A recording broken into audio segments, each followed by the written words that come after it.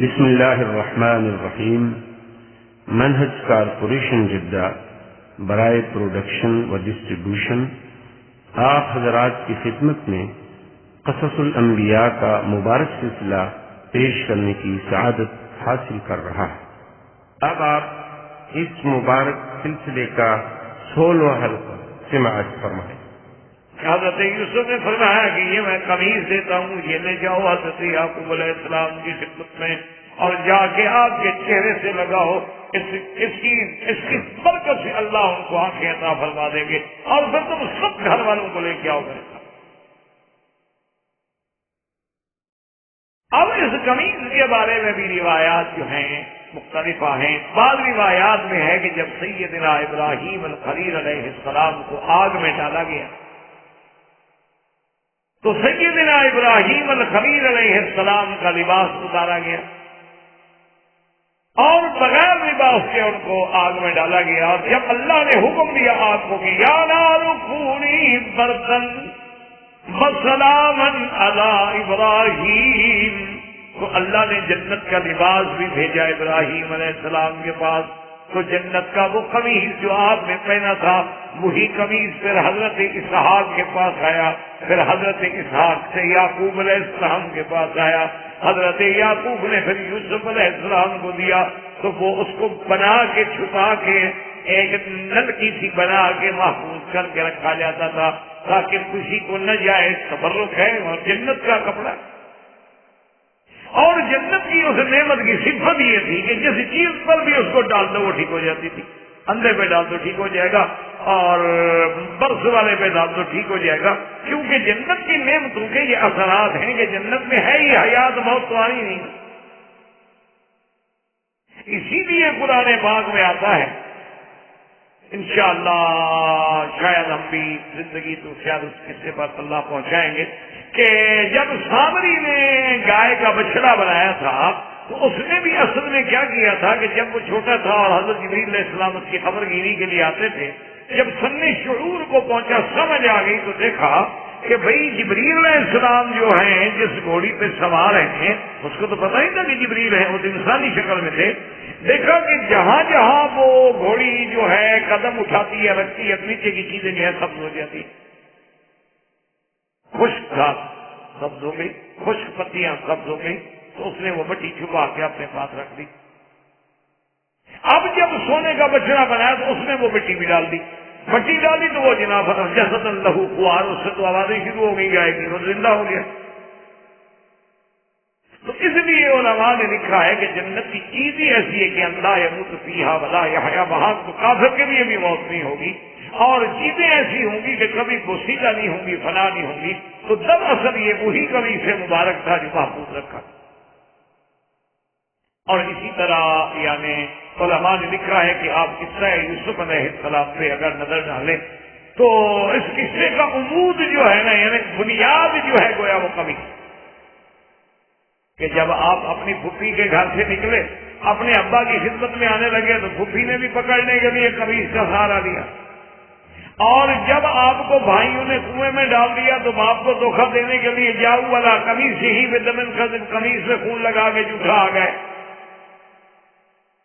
جب یوسف علیہ السلام کو انہوں نے کنویں میں ڈال دیا تھا تو یعقوب علیہ السلام کے پاس بھی تو قمیص لے کے آئے تھے نا، اور جاؤ والا قمیص ہی بدمن قدمن، شام غریبہ منا رہے ہیں جناب، رو رہے ہیں، خون لگا کے آ گئے۔ تو اب وہ حضرت یوسف تو وہ بھی قمیص کا ذکر تھا، اور اس کے بعد جب امراۃ العزیز نے حضرت یوسف علیہ السلام کو پھنسانے کی کوشش کی تو وہاں بھی قمیص کا مسئلہ پیش آ گیا، کانا قمیصہ قد من قبل، کہ قمیص دیکھو جی آگے سے پھٹا ہے یا پیچھے سے پھٹا ہے۔ اور اب جناب جب قصہ آیا حضرت یعقوب علیہ السلام کی سیرت واپسی کے لیے، تب بھی آپ نے فرمایا کہ اذهبوا بقمیصی ھذا فالقوه علی وجه ابی بصیرا۔ اس لیے گویا کہ قمیص مبارک جو ہے وہ اس قصے کا ایک اہم چیز ہے جس کا ذکر اللہ تبارک و تعالی نے بار بار کیا، اور ہر موقع پہ کہیں نہ کہیں اس قمیص کا کوئی کردار ضرور آ جاتا۔ اب جناب بعض علماء فرماتے ہیں کہ نہیں، یوسف علیہ السلام اللہ کے نبی تھے، اب نبوت مل چکی تھی، اور جو چیز نبی کو بدن کو لگ چکی ہے اس کا کیا کہیں۔ اسی لیے بعض روایات میں یہ بات موجود ہے نا کہ حضرت انس فرماتے ہیں کہ حضور نے میرے ہاتھ رکھا تھا نا، تو جن جن بالوں پہ حضور کا ہاتھ آ گیا وہ 120 سال عمر گزر گئی، وہ سفید نہیں ہوئے، اسی طرح جوان رہے کہ حضور کے ہاتھ لگ گئے صلی اللہ علیہ وعلا آلہ واصحابہ وسلم تسلیما کثیرا کثیرا۔ تو اللہ کے نبی کی تو شان۔ اب وہ قمیص لے کے چلے، ابھی وہ فاصلہ جو ہے تقریباً بعض روایات میں ہے کہ 80 فرسخا 80 میل دور تھا کہ حضرت یعقوب علیہ السلام نے کہا کہ انی لاجد ریح یوسف لولا ان تفندون قالوا تاللہ انک لفی ضلالک القدیم۔ حضرت یعقوب علیہ السلام نے فرمایا کہ ادھر آؤ، وہ جو باقی اولاد کی اولاد اور بچے اور فیملی، چونکہ آپ کے تو بہت بڑا خاندان تھا، فرمایا کہ ادھر آؤ، ایسا نہ ہو کہ تم سے یہی کہو گے کہ ہاں میں بس اسی پرانے مسئلے میں اپنے خیالات میں ڈوبا ہوں، لیکن آج مجھے یوسف کے پیرہن کی خوشبوئیں آ رہی۔ اس لیے علماء نے لکھا ہے کہ یہ سارے معاملے جیسے اللہ کی شان ہے، اسی میں اللہ کی حکمتیں تھی کہ یوسف علیہ السلام چند میل پہ کنویں میں موجود ہیں تو خوشبو نہیں آتی، یوسف علیہ السلام مصر کے بازار میں کھڑے ہیں تو خوشبو نہیں آتی، تخت پہ بیٹھ گئے تو خوشبو نہیں آتی، اب 80 میل دور ہیں تو خوشبوئیں آ رہی ہیں۔ تو یہ سب اللہ کی حکمتیں ہیں، جب اللہ چاہتے ہیں تو خبر فرما دیتے ہیں، اور جب اللہ نہیں چاہتے ہیں تو چیز سامنے موجود بھی ہو تو خبر نہیں ہو۔ اس لیے علماء نے لکھا ہے کہ علم غیب جو ہے اس کا مالک اللہ ہے۔ انبیاء علیہ السلام کو بطور معجزہ، اولیاء اللہ کو بطور کرامت و کشف، کبھی کبھی اللہ چاہتے ہیں تو علم عطا فرما دیتے، کھول دیتے، لیکن اگر نہ چاہیں، دیکھیں جیسے کہ یوسف علیہ السلام یعنی خود موجود ہیں کنویں میں، لیکن باپ کو خوشبو بدن کی بھی نہیں آئی، اور اب فرما رہے ہیں کہ مجھے خوشبو آ رہی ہے۔ تو جب سارے گھر والے اکٹھے، انہوں نے کہا ابا جانا آپ تو بس اسی پرانے خیال میں بیٹھے ہیں، آپ کو تو ہر وقت بس ایک ہی خیال ہے اپنا یوسف علیہ السلام کا۔ ابا نے فرمایا اچھا ٹھیک ہے، ابھی تو میری بات نہ مانو، لیکن میں جو کہہ رہا ہوں اسے فَلَمَّا أَنْ جَاءَ الْبَشِيرُ وَأَلْقَاهُ عَلَى وَجْهِهِ فَارْتَدَّ بَصِيرًا قَالَ أَلَمْ أَقُل لَّكُمْ إِنِّي أَعْلَمُ مِنَ اللَّهِ مَا لَا تَعْلَمُونَ۔ اب جب آیا خوشخبری دینے والا، بعض علماء نے کہا کہ وہ بڑا بھائی، اور بعض نے کہا کہ وہ بھائی جو جھوٹا قمیص پہ خون لگا کے لایا تھا، اس نے کہا چونکہ میں نے قمیص لا کے دکھ پہنچایا تھا، آج مجھے قمیص دو کہ میں خوشی پہنچاؤں۔ بس وہ تو آنکھوں کو لگنے کی دیتی، فَارْتَدَّ بَصِيرًا، وہ جو کمزوری تھی نظر کی، وہ دھوپ تھا، وہ سب کا سب دور ہو گیا، آنکھیں روشن ہو گئی۔ آپ نے فرمایا أَلَمْ أَقُل لَّكُمْ، میں نے تم لوگوں سے نہیں کہا تھا کہ مجھے جو اللہ نے علم دیا ہے تم کو علم نہیں؟ مجھے تو یقین ہے، میں خواب پہ بیٹھا ہوں، مجھے تو یقین ہے کہ یوسف ملے گا، میں جو بھی کہہ رہا ہوں اللہ تبارک و تعالیٰ نے مجھے اس کا علم عطا فرمایا ہے۔ اب جناب جب سارے کے سارے بیٹے بھی اکٹھے ہو گئے، یوسف و بنیامین نہیں ہے تو قالوا یا ابانا استغفر لنا ذنوبنا انا كنا خاطئین قال سوف استغفر لكم ربی انه هو الغفور الرحیم۔ سب کہنے لگے کہ ابا جان مہربانی کر، ابا جان اب ہمارے لیے آپ بھی معاف کریں اور اللہ سے بھی ہمارے گناہوں کی معافی مانگیں، ہم اپنے گناہوں کا اقرار کرتے ہیں، ہم نے واقعی زیادتی کی، یوسف علیہ السلام کے ساتھ بھی، آپ کے ساتھ بھی، بنیامین کے ساتھ بھی، اب مہربانی کریں، ہم خطا کا اقرار کرتے ہیں۔ حضرت یعقوب علیہ السلام نے فرمایا سوف استغفر لكم ربی انہ هو الغفور الرحیم۔ آپ نے فرمایا صبر کرو، بہت جلدی وقت آ رہا ہے، میں تمہارے لیے اللہ سے معافی مانگوں گا، اور میرا اللہ بخشنے والے ہیں اور مہربان ہے۔ اب علماء فرماتے ہیں کہ یہ بہرحال قرآن میں قصہ یوسف میں ایک سمجھنے والی بات ہے کہ جب یوسف علیہ السلام کو انہوں نے کہا کہ ہمارے لیے معافی مانگو تو فوراً کہہ دیا یغفر اللہ لکم، اللہ تمہیں معاف کرے۔ لیکن جب ابا سے کہا کہ مہربانی کر کے ہمارے لیے معافی مانگے، ہم خطاؤں کا اقرار کرتے ہیں، انہوں نے فوراً نہیں مانگی، انہوں نے کہا اب مان لوں گا لیکن صبر۔ انہوں نے کہا کہ اس کی کیا وجہ تھی کہ بھئی حالانکہ شفقت تو اور برداشت اور شفقت اور رحمت اور رافت جو ہے وہ تو سب سے زیادہ یعقوب علیہ السلام میں تھی، لیکن یوسف علیہ السلام نے تو فوراً دعا کر دی۔ لیکن ابا کہتے ہیں کہ نہیں، ابھی میں دعا نہیں کرتا، سوف استغفر لکم ربی، میں اپنے رب سے تمہارے لیے بخشش مانگوں گا۔ اس کی وجوہات علماء نے لکھی ہے کہ اصل میں یعقوب علیہ السلام کا منشا یہ تھا کہ جب سحر کا وقت ہوگا یعنی تہجد کا وقت ہوگا، رات کا آخری حصہ ہوگا، تو اس وقت میں اپنے بھائیوں کے اپنے بیٹوں کے لیے معافی مانگوں گا کہ کوئی چھوٹا موٹا جرم تو ہے نہیں، اللہ کے نبی کو ستانا، ایک اللہ کے پیغمبر کو کنویں میں ڈالنا، اللہ کے پیغمبر کو جا کے کھوٹے پیسوں میں بیچ دینا، پھر خون جھوٹا لگا کے اللہ کے نبی کے سامنے آگے جھوٹ بولنا، یہ ساری باتیں کو معمولی تو تھی۔ اس لیے انہوں نے کہا کہ میں تمہارے لیے اپنے اللہ سے بخشش مانگوں گا۔ تو مفسرین کرام فرماتے ہیں کہ آپ کا منشا مبارک یہ تھا کہ میں وقت سحر مانگوں گا، کیونکہ وقت سحر ایسا ہوتا ہے کہ ینزل ربنا تبارک و تعالی، اللہ عرش معلیٰ سے آسمان دنیا پہ تشریف لاتے ہیں اور علیٰ فرماتی ہیں کہ حل من سائل، ہے کوئی مانگنے والا مجھ سے مانگے۔ وہ ایک ایسی گھڑی ہوتی ہے، ایسا وقت ہوتا ہے کہ اللہ کی رحمت جوش میں۔ اسی لیے ایک صحیح روایت میں ہے کہ حضرت عبداللہ ابن مسعود رضی اللہ تعالیٰ عنہ بیٹھے ہوئے تہجد پڑھ کے جب بیٹھے تو کہنے لگے مولا تو نے حکم دیا کہ میری عبادت کرو، ہم نے تیری عبادت کی، تو نے حکم دیا میری اطاعت کرو، ہم نے تیری اطاعت کی، اب عبادت بھی کر لی، اطاعت بھی کر لی، اور یہ سحر کا وقت ہے، یہ سحر کا وقت ہے، تیرا وعدہ ہے کہ میں معاف کرتا ہوں، پھر ہماری دعائیں بھی منظور فرما۔ اسی لیے قرآن کہتا ہے کہ مومنون کی صفت کیا ہے کہ والمستغفرین بالاسحار، کہ جو سحر کے وقت میں اپنے اللہ سے معافی مانگے، سحر کے وقت میں، تہجد کے وقت میں، یعنی سدس الاخیر میں، یعنی اگر رات جو ہے نا جی 12 گھنٹے کی ہے، 10 گھنٹے کی، 8 گھنٹے کی، اس کو 6 حصے میں تقسیم کر دیں، جو آخری حصہ ہے وہی آپ سب سے زیادہ اللہ کی رحمت کا اور استجابت کا اور مستجاب ہونے کا سب سے بڑا وقت ہے۔ اس لیے علماء کہتے ہیں کہ حضرت یعقوب علیہ السلام نے فرمایا کہ سوف استغفر لکم ربی، میں تمہارے لیے مانگوں گا لیکن صبر۔ اور بعض علماء نے اس کا ایک اور وجہ لکھی، انہوں نے کہا بات یہ ہے کہ جب یوسف علیہ السلام سے انہوں نے کہا کہ بھئی ہمارے گناہ معاف کر دو، تو یوسف علیہ السلام نے معاف کر دی، ان کا تو ذاتی مسئلہ تھا، معاف کر سکتے، ان کو ستایا گیا تھا، تو جس کو تکلیف پہنچائی جائے اس کو تو معاف کرنے کا اختیار۔ لیکن جب انہوں نے یعقوب علیہ السلام سے کہا تو یعقوب علیہ السلام کو تو ابھی پتا نہیں ہے کہ یوسف نے معاف بھی کیا ہے کہ نہیں کیا، بنیامین نے بھی ان کو معاف کیا ہے کہ نہیں، کیسی انہوں نے کہا کہ بخشش مانگوں گا، پہلے میں تسلی تو کر لوں کہ جن کے تم مجرم ہو انہوں نے معاف کیا ہے کہ نہیں کیا۔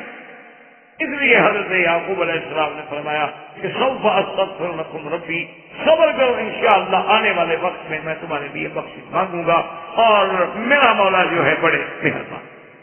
اچھا، اسی میں ایک اور بات جو ہے اس پر بھی علماء نے بڑی بڑی ابحاث لکھی ہیں کہ بھی یوسف علیہ السلام اب ساری بات بھی کھل گئی، اب تو کوئی راز نہیں رہا نا، اب تو بنیامین مل گیا، بھائی مل گئے، ان کو یوسف کا پتہ لگ گیا، تو خود قمیص تو بھجوا رہے ہیں لیکن خود کیوں نہیں گئے والد کو ملنے کے لیے؟ یعنی کہتے ہیں کہ قمیص واتونی بأہلکم اجمعین، تم سب کو لے گیا، حالانکہ چاہیے تو یہ تھا، آخر بیٹے ہیں یوسف علیہ السلام کہ جتنا بڑا شان بلند کیوں نہ ہو جائے، کہتے اچھا بھائی اب تو اللہ کی اجازت بھی ہوگی، اب تو ہم خود جاتے ہیں۔ تو حضرت یوسف علیہ السلام کا نہ جانا اور بھائیوں سے کہنا کہ واتونی بأہلکم اجمعین، تم لے گیا، علماء کرام نے اس کے بڑے بڑے جوابات لکھے ہیں، لیکن آسان بات آپ یاد رکھ لیں کہ اصل منشا حکم خدا بندی کسی طرح تھا کہ جیسے پہلے راز نہ کھولنے کا حکم تھا، اب بھی حکم یہ تھا کہ یوسف تم اپنے مقام پہ رہو، ہم نے یعقوب کو لانا ہے تمہاری طرف، کیونکہ خواب بھی تو یہی تھا نا کہ یوسف کی اتنی بڑی عظمت دکھائی گئی کہ ابا بھی سجدہ کرے، تو جب اس کو اتنا بڑے مرتبے پہ دکھانا ہے تو اللہ تبارک و تعالیٰ کا منشا مبارک۔ اس کے مقابلے پہ حضرت موسیٰ علیہ السلام کے بارے میں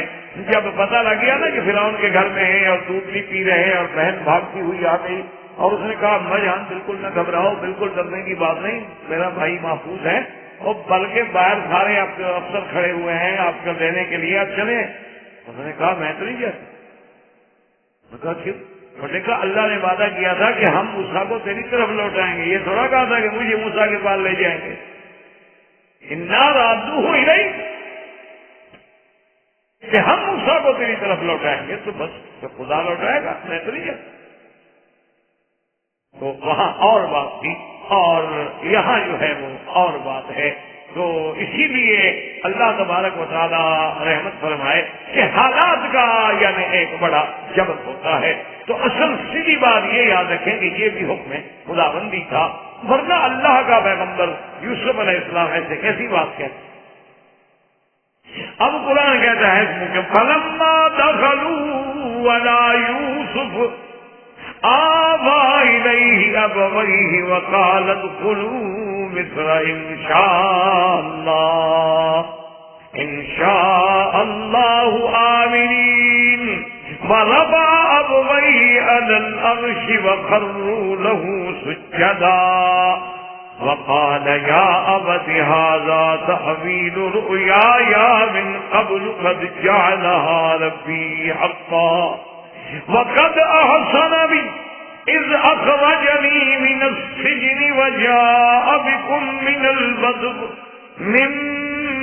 بعد أن نزغ الشيطان بيني وبين إخوتي إن ربي لطيف لما يشاء إنه هو العليم الحكيم۔ حضرت یوسف علیہ السلام باہر آ گئے استقبال کے لیے پورے لاؤ لشکر کے ساتھ۔ اچھا بعض روایات میں ہے کہ جب اتنا بڑا لشکر دیکھا تو یعقوب علیہ السلام بیٹے سے کہا یہ تو جنود فرعون، یہ کام یہ تو جنود فرعون لگتا ہے، فرعون کا کوئی لشکر ہے۔ انہوں نے کہا نہیں نہیں فرعون کا لشکر نہیں ہے، تو تیرے بیٹے کا لشکر ہے، اب تو مصر میں بادشاہ ہے یوسف۔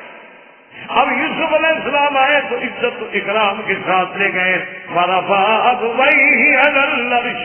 ان کو بٹھایا اور جناب وخروا لہ سجدا،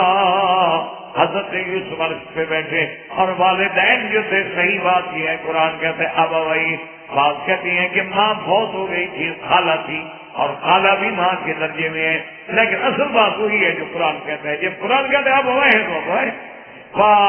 اس کے بعد جناب وہ سجدے میں آئے، وخروا لہ سجدا۔ اچھا بعض علماء کہتے ہیں کہ نہیں وخروا لہ، اللہ کے آگے جھک گئے، یعنی کہ یعقوب نے یوسف کو سجدہ کیا۔ بعض علماء نے فرمایا کہ اتنی بحث کی ضرورت نہیں ہے، اس شریعت میں یہ ساری چیزیں جائز تھیں، اللہ کے حکم کے ساتھ تھا، اللہ ہی نے تو خواب دکھلایا تھا، اور نبی کا خواب جو ہے وہ وحی ہوتا ہے۔ یہ تو شریعت اسلام میں سیدنا محمد رسول اللہ کی شریعت میں اللہ نے منع کر دیا کہ لا تسجدوا للشمس ولا للقمر واسجدوا للہ الذی خلقہن ان کنتم ایاہ تعبدون۔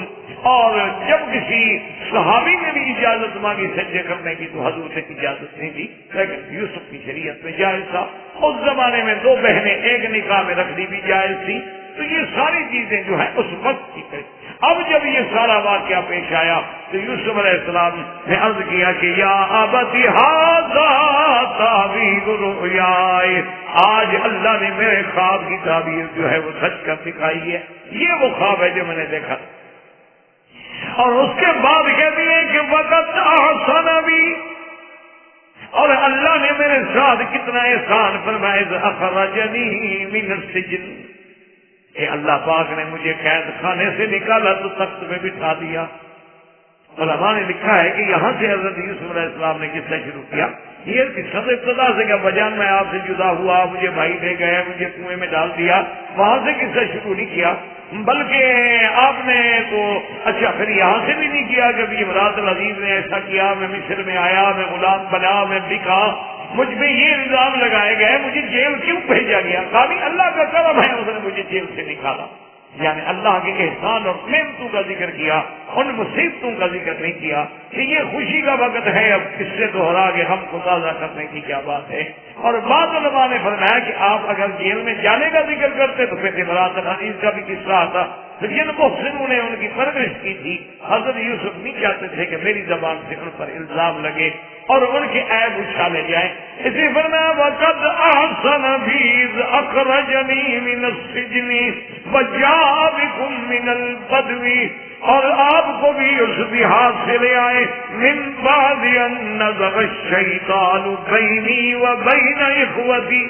تو شیطان نے ہمارے اور بھائیوں کے درمیان میں ایسی بات کھڑی کر دی تھی۔ اللہ بھائی تو بھائی ہوتے ہیں اور اللہ کی ہر چیز میں حکمتیں ہوتی ہیں۔ اللہ تبارک و تعالیٰ نے حضرت موسیٰ یوسف علیہ السلام کے خواب کو سچا فرمایا، یعقوب علیہ السلام تشریف لے آئے اور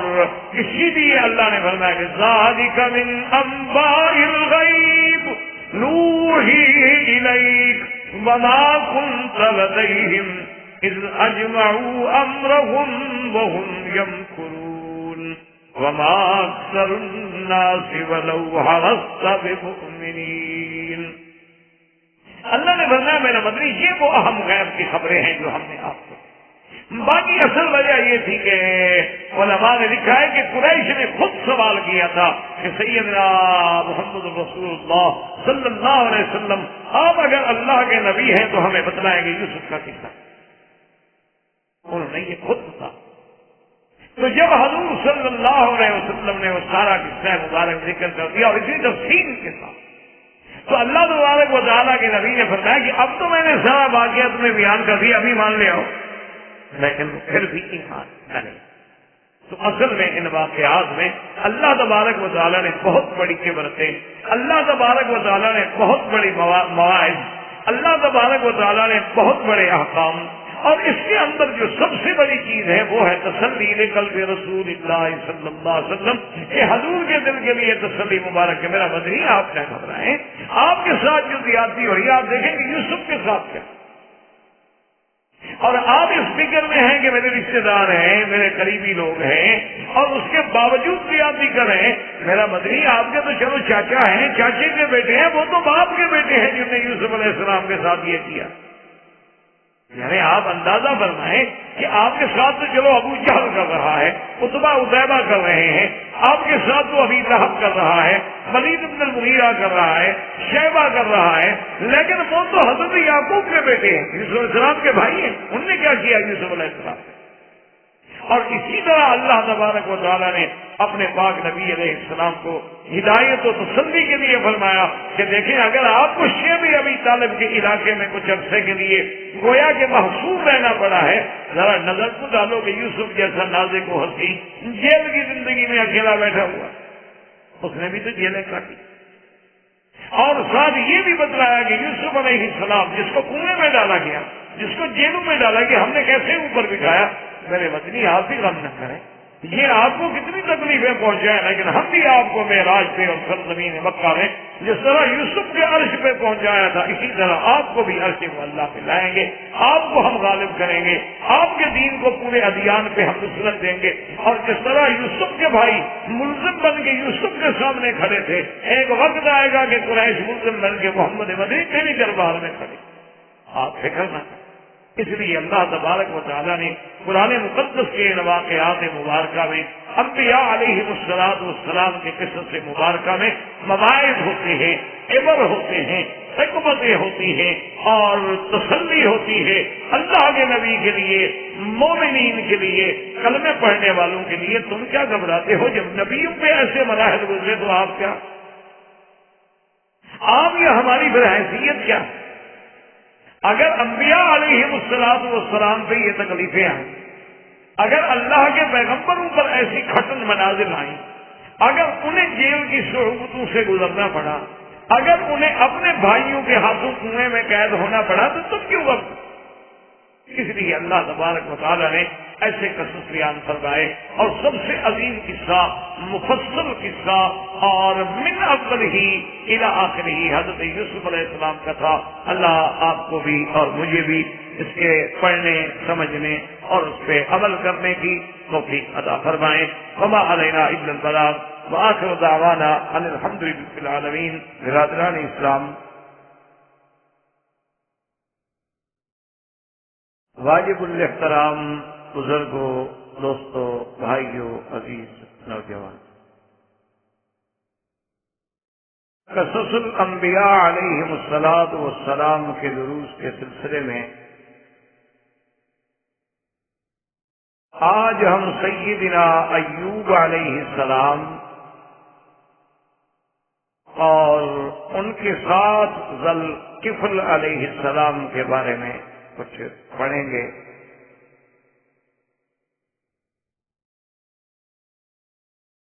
سیدنا ایوب علیہ السلام جو ہیں یہ بھی اللہ کے نبی ہیں، اور اپنے دور میں اللہ نے ان کو بڑی عظمتوں سے نوازا، اور سیدنا ایوب علیہ السلام جو ہیں وہ اپنے صبر میں، شکر میں، یعنی ایک ضرب المثل ہیں دنیا میں، جیسے حسن یوسف علیہ السلام ایک ضرب المثل بات تھی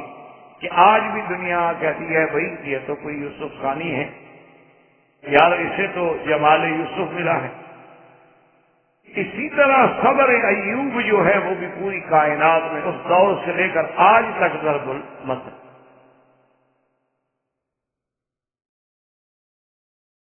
سیدنا ایوب علیہ السلام کے بارے میں کتابوں میں بے انتہا اختلافات ہیں۔ بعض انہیں رومی مانتے ہیں، بعض انہیں عربی النسل مانتے ہیں، بعض انہیں بنو اسرائیل سے مانتے ہیں، یعنی حتیٰ کہ کتب سابقہ میں بھی اس موضوع پہ بے حد اختلاف ہے، حتیٰ کہ بعض لوگ تو اس حد پر بھی چلے گئے کہ ایوب علیہ السلام نام کا کوئی نبی گزرا ہی نہیں۔ اسی لیے پھر علامہ رحمت اللہ کیرانوی رحمت اللہ علیہ، جو اپنے دور کے ایک بہت بڑے عظیم عالم، متبحر علوم شرعیہ اور عیسائیت کے رد پہ جو اپنے دور میں ایک سند اتھارٹی تھے، اور جن کی کتاب اظہار الحق ایک بہت عظیم اور علمی اور تاریخی اور فکری کتاب ہے۔ اب تو ماشاءاللہ اس کے اردو اور انگریزی اور فرانسیسی ہر زبان میں بھی تقریباً تراجم آ چکے ہیں۔ آپ نے شاید کبھی دیدات کے پروگرام دیکھے ہوں، جو ہیں جنوبی افریقہ سے جن کا تعلق، اب تو بیچارے مریض ہیں، صاحب خراش ہیں، عیسائیت میں ان کے شاید آپ نے کبھی پروگرام ویڈیو پہ اس طرح انداز سے دیکھے ہوں، تو آپ یہ اندازہ کریں کہ یہ دیدات صاحب جو ہیں یہ صرف اسی کتاب کو پڑھ کے ہی اتنا بنے، اس کا کتنا بڑا علم ہوگا اس کا۔ تو انہوں نے بھی تحقیق کی ہے، اور بیلی نے جو اعتراضات کیے ہیں سیدنا ایوب علیہ السلام پر، اس کا انہوں نے باقاعدہ جواب دیا ہے۔ اور سب سے افضل بات یہ سمجھیں کہ ہم باقی کتابوں کی طرف تو اس وقت جائیں نا کہ جب ہمارے پاس اپنا مرجع نہ ہو۔ اللہ نے قرآن مقدس میں جہاں ذکر فرمایا ہے تو اس آیات مبارک کے ضمن سے یہ بات ہمیں صاف معلوم ہوتی ہے کہ حضرت ایوب علیہ السلام کا تعلق جو ہے وہ سیدنا ابراہیم الخلیل علیہ السلام کی اولاد سے ہے، اور آپ حضرت اسحاق کی اولاد۔ اللہ نے من ذریتہ داؤد و سلیمان و یوسف و موسیٰ و ہارون، آخر میں فرماتے ہیں وَأَيُّوبَ وَإِلْيَاسَ، تو ذریت ہی کا ضمیر جو ہے وہ سیدنا ابراہیم علیہ السلام کی طرف راجع۔ تو جب ہمیں قرآن پاک سے روشنی مل جائے تو پھر ہمیں کسی اور چیز کی ضرورت باقی نہیں ہے۔ سیدنا ایوب علیہ السلام نبی ہیں، اور اللہ نے ان کو صبر اور شکر کا اور سخاوت کا اور مظلوموں اور غریبوں سے مواسات و ہمدردی کا اتنا بڑا جذبہ دیا تھا کہ اگر آپ کو پتہ لگ جاتا کہ محلے میں کوئی بھوکا ہے، جب تک اسے کھانا نہ کھلاتے آپ نہیں کھاتے۔ اگر انہیں پتہ لگ جاتا کہ ہمارے اس شہر میں کوئی ایک ایسا آدمی ہے، ایک گھرانہ ایسا ہے جن کے پاس کپڑا نہیں ہے، تو آپ اسی وقت بے چین ہو جاتے جب تک کہ انہیں کپڑے نہ پہنچائے۔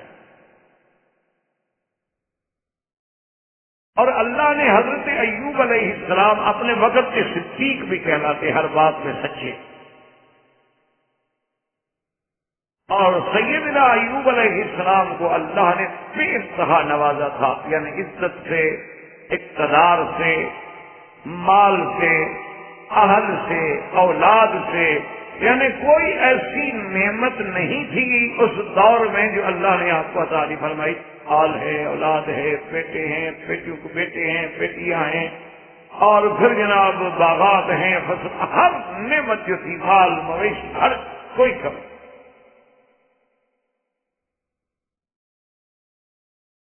ان تمام نعمتوں کے بعد اللہ تبارک و تعالیٰ کے امتحان میں آ گئے، کیونکہ یہ قاعدہ ہے کہ جتنی شان بڑی ہوتی ہے نا اتنے امتحان بھی بڑے ہوتے ہیں۔ ویسے بھی ایک یعنی فطری بات ہے کہ آپ اگر کسی پرائمری کے طالب العلم سے سوال پوچھیں گے تو اس کی حیثیت کا ہی پوچھیں گے نا، لیکن جب آپ کسی پی ایچ ڈی، کسی اسکالر کے سامنے بات رکھیں گے تو اس کے پیمانے کی بات رکھیں۔ تو اللہ کا بھی یہ نظام ہے کہ جب وہ کسی کو، حتیٰ کے بعد روایات میں یہ بھی آتا ہے کہ جو بندہ دین میں جتنا مضبوط ہوتا ہے اتنا اس پہ زیادہ مصیبتیں آ جاتی، اسی طرح پریشانی آ جاتی، اور جو بندے دین سے نعوذ باللہ دور ہوتے ہیں وہ الٹا محفوظ ہوتے ہیں، ان پر دنیا میں ابتلا آتے ہی نہیں، بڑے خوش، سب ٹھیک۔ یہ اللہ کا نظام ہے۔ اس کی وجہ یہ ہے کہ اللہ اپنے بندوں کو اس حال میں موت دینا چاہتے ہیں کہ اس پر کوئی گناہ ہے، کوئی خطا ہے تو یہی کفارہ ہو جائے، تکلیف دے دیں، بیماری دے دیں، پریشانی دے دیں، تاکہ جب میری دربار میں آئے تو نقی اور صاف ہو گیا۔ اور جو بندے اللہ سے دور ہیں اللہ کو ضرورت نہیں، پاک کرنے کی کیا ضرورت ہے؟ آپ اپنے گھر میں دیکھ لیں، اگر ایک ایسا کپڑا ہو جس کی قیمت نہ ہو اور میلا ہو چکا ہو تو آپ اگر گھر والوں سے کہیں تو لوگ کہیں چھوڑے جی اب اس کو کیا دھونا ہے، بس اس میں کیا باقی رہ گیا کہ اس کو دھوئیں، کہیں گے تو پھینک دیتے ہیں، ختم۔ لیکن اگر آپ کے کسی قیمتی کپڑے پہ داغ لگ جائے تو آپ کہتے ہیں ٹھہرے اس کو تو میں ڈرائی کلین پہ لے جاؤں گا، ایسا نہ ہو کہ آپ کے دھلنے سے اور خراب ہو جائے کپڑا، اس کو تو ہم پیٹرول سے دھلوائیں گے، اس کو تو ہم جناب گیس سے دھلوائیں گے، اس کو تو ہم یہ کریں گے، اتنا قیمتی کپڑا ہے ضائع نہ ہو جائے، آپ اس کو نہیں دھونا۔ تو اللہ کے ہاں بھی جو قیمتی لوگ ہوتے ہیں ان کو رگڑا لگتا ہے، اللہ کے ہاں بھی جو لوگ اس کے محبوب ہوتے ہیں، پیارے ہوتے ہیں، اسی کو آزماتے ہیں۔ غیر متعلق آدمی کو کون آزماتا ہے؟ اسی لیے اللہ تبارک و تعالیٰ کے بندوں پہ بڑے بڑے امتحان۔ آج کل بھی ایک پیر ہیں کراچی میں، اور میں ان کو جانتا بھی ہوں، تو اس کا جناب پیری عجیب ہے۔ وہ جو بندہ اس کے پاس مرید ہونے کے لیے جاتا ہے، کیونکہ اس کا بہت بڑا مقصد ہے کہ ایک نظم ہے، ایک نیٹ ورک ہے، لوگ ہیں آگے اس کی باتوں کو پہنچانے والے، اس کی طرف لوگوں کو راغب کرنے والے، پھر وہ رسائل میں، اخبارات میں بڑا کچھ لکھتا ہے اور بڑی عجیب عجیب باتیں ہوتی ہیں بارہ۔ تو وہاں باقاعدہ ہال ہیں، وہاں اندھیرا کر کے پھر عجیب عجیب عبادات مختلف طریقوں سے کرائی جاتی ہیں، بڑا یعنی اس نے ایک سلسلہ اپنا بنایا ہوا۔ تو اس کے پاس جب لوگ جاتے ہیں، اس کے پاس متاثر ہوتے ہیں، اور وہ علم نجوم کا بادشاہ ہے، اس لیے عام آدمی تو اس کی ایک مجوسی برداشت نہیں کر سکتا، وہ سمجھتا ہے کہ صاحب تو بہت پہنچے ہوئے، اس کو تو بس آپ نام بتا دیں، وہ ایک سیکنڈ میں آپ کی ہسٹری نکال کے رکھ دیں۔ تو اس کے پاس جو لوگ بیعت ہونے کے لیے جاتے ہیں نا، پہلی بات ہی کرتے ہو کہ دیکھو بات سنو، کوئی نماز شماز آئندہ پڑھنے کی ضرورت نہیں، بس کبھی کبھی موقع مل جائے تو پڑھ لیا کرو، کوئی ایسی پابندی شبندی کی ضرورت نہیں۔ اور یہ کیا تم نے یار سلوار کبھی سب یہ چادر لنگی پرانے کپڑے سوٹ پہنو ٹھیک ٹھاک، داڑھی ہو تو ہے یار کیا تم نے کیا، شیو کراؤ، میرا مرید بننا ہے تو میری بات پہ چلنا ہے۔ اچھا، اور لوگ جو ہیں جناب وہ کہتے ہیں ہم بڑی پریشانی میں جاتے ہیں، اس کے کہنے پہ چلتے ہیں، 8-10 دن میں ہماری پریشانی ختم ہو جاتی، کیونکہ جب ایمان ہی نہ رہا تو پریشانیاں تو خود بخود ختم ہو جانی ہیں۔ جب وہ اسلام سے دور کر دیتا ہے امتحان ختم ہو جاتا۔ امتحان تو ہو اس وقت تک رہا تھا جب ہم اللہ کے بننا چاہ رہے، جب ہم نے اللہ سے اپنا ناطہ ہی توڑ لیا تو جائے جہنم میں کئی دفعہ ہونے کی ضرورت ہے اس کو پاک صاف کرنے کی۔ لوگ سمجھتے ہیں ہمارا کام ہو گیا، مرشد نے ہمارا مسئلہ حل کر دیا۔ تو اس لیے ہمیشہ یاد رکھیں کہ جتنا ذات اور شان بڑی ہوتی ہے امتحان بڑے ہوتے ہیں۔ اب اس میں مختلف روایات، ایک روایت تو یہ نقل کی گئی ہے کتب متقدمہ سے کہ ابلیس لعین نے اللہ تبارک و تعالیٰ سے درخواست کی کہ مولا یہ آپ کا بندہ ہے ایوب علیہ السلام، بڑا شکر گزار، بڑا عابد، بڑا زاہد، یہ آپ کا شکر کیوں نہ کرے؟ آپ نے اس کو عزت دی، اقتدار دیا، دولت دی، بچے دیے، بیٹے بیٹیاں دی، مال دیا ہے، کون سی نعمت ہے جس کے پاس نہیں ہے؟ اس کے بعد اگر یہ آپ کا شکر کر رہا ہے تو کوئی کمال ہے؟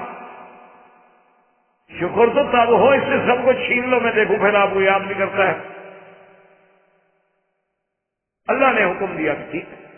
ہم اپنے بندے کو آزماتے ہیں، تمہیں ہم تصرف دیتے ہیں کہ جاؤ کرو۔ تو اس نے جناب سب سے پہلے تو یہ کیا کہ حضرت کا جو مال تھا نا جی اس کو آگے تباہ کر دیا،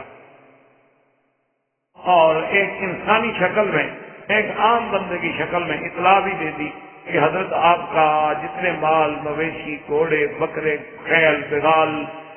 سب کے سب جل گئے۔ تو حضرت ایوب علیہ السلام نے فوراً کہا کہ الحمدللہ، اللہ تیرا شکر ہے، تو نے یہ نعمتیں مجھے دی تھی،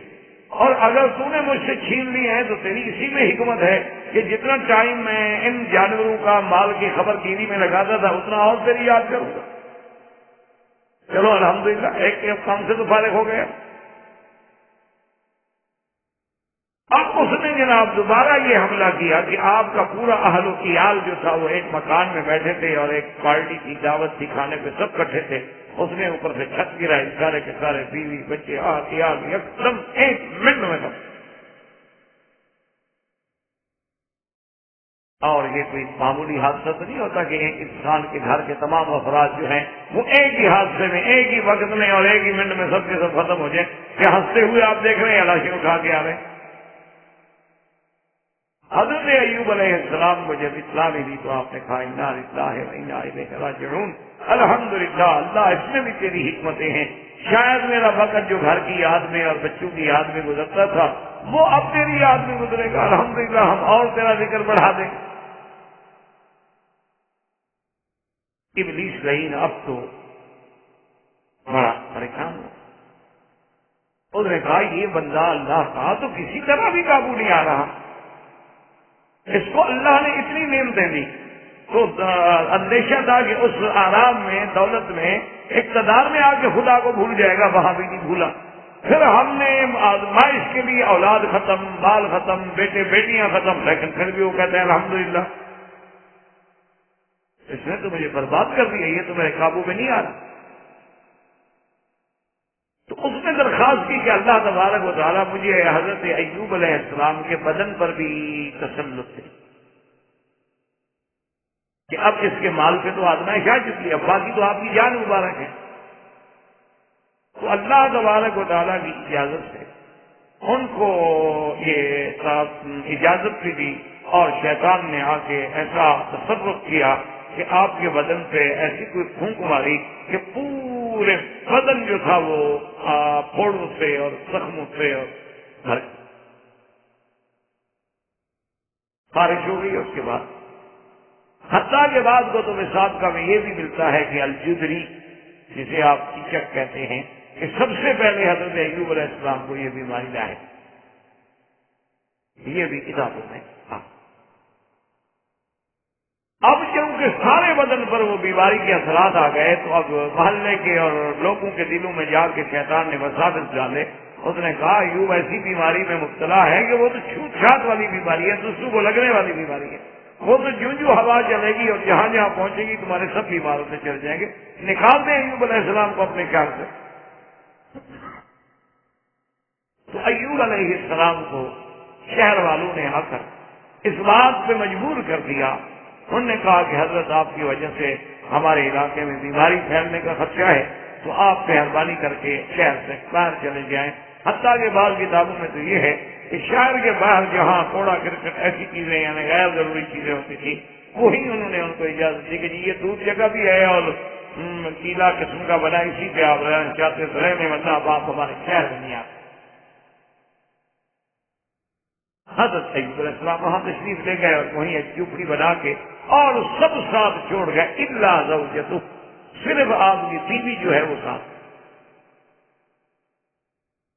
اب حضرت ایوب علیہ السلام کی بیوی کے بارے میں بھی اکثر اقوال یہ ہیں کہ وہ حضرت یوسف علیہ السلام کے بیٹے کی بیٹی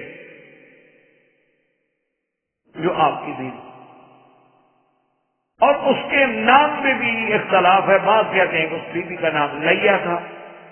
اور بعض کہتے ہیں کہ اس بیوی کا نام جو ہے رحمہ تھا،